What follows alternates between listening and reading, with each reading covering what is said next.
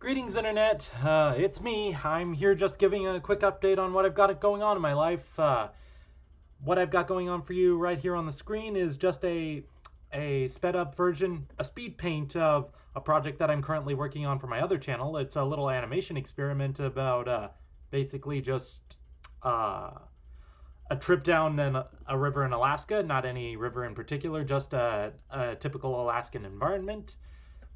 This vlog is going to be only like 5 minutes long at the most because I don't have a whole lot to say. I'm just giving a brief update on my life.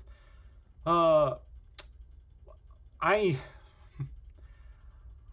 am tired of just I'm sure we're all tired of just about hearing the news about like the pandemic and about the virus and all that stuff. I'm here and I'm tired of hearing myself talk about it, to be frank, but the only reason I'm bringing up right here is because of something I said in one of my previous videos, particularly the handling controversy video, where it looked like we were on our way out of this pandemic, but well, that statement seemed to have aged like milk with the Delta variant on the rise.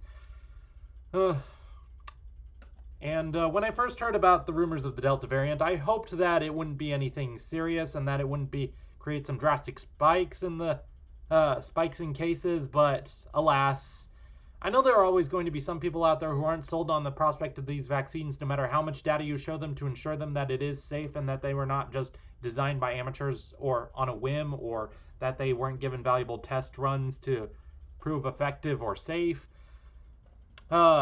Even some of my own family members are not entirely sold on the matter in spite of all the evidence, but at the very least, if you aren't going to get vaccinated, you have to show the courtesy of wearing a mask, which there are some people who still refuse to do so, even though it's not that hard. I still wear my mask, even at my workplace where it's hot and muggy and just stuffy and has a lot of things that I could complain about, but I still wear my mask. I still hunker down and do whatever I need to get myself and others through this thing safely. And speaking of my job, it's in a position where it pretty much was a year ago. One of our coworkers was bailing on us again. He's the same guy who got laid off when the lockdown first started and had no motivation to come back to us when the conditions let up, especially since he could make more money off of unemployment.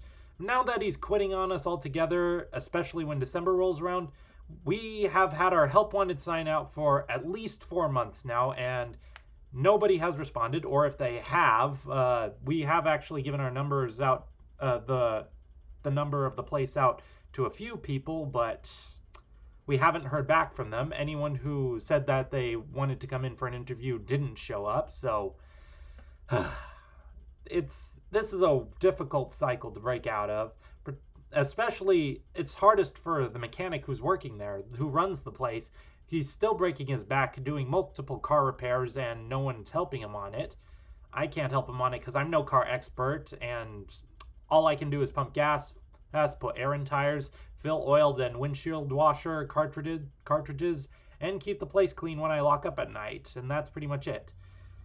Hopefully, with unemployment benefits soon to be out, more people will be looking for work, and hopefully we'll get some more applicants at that time.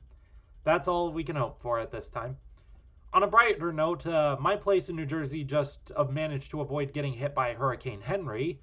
The worst that we got was just a day of torrential downpour, which at the worst, all it did was it caused some rivers to overfill and some underground pipes in our houses that prevent basements from getting flooded. Those were pumped out into the streets, so some of the streets were left flooded, but that was quickly done away with in the course of a day or so. That's one thing to be thankful for. And on my opportunity, I've been getting some promotions, like participating in a local event where I sell some of my merchandise in local events in my town, and I had a lot of fun and a good amount of success. And I've made so many friends, and even with the town officials who said that I've made my mark on this town, which I am superbly proud to have done. I'll have to wait to see any other opportunities that come my way, and still thinking and looking for ways to advance my career. I've applied for some more positions in other places and turned out not to be the best fit for me, but that's life of an artist for you. That's the life of an artist. And right now, since I don't want to be so consumed with social media to the point that it impacts my mental health and just eats away all my time and away from my family and friends, on top of my day job, which already calls for a lot of attention and hours from me,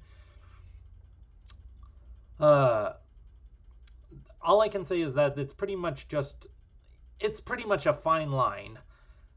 There's a fine line to it all. There's a fine line between reaching out and making contacts with strangers who are hundreds of miles away from you and those who live in your local neighborhood, just as there is that fine line of having the initiative and drive to make a dream possible and letting fate take its course. Like, in the final result, it's hard to separate luck from talent. That's a question I'll constantly be finding myself facing throughout my life, wherever my life is taking me. We all will. It's just a matter of how good you hold on to the goals in the rest of your life, how well you're approaching them, what do you have to do to rethink them. The only other news that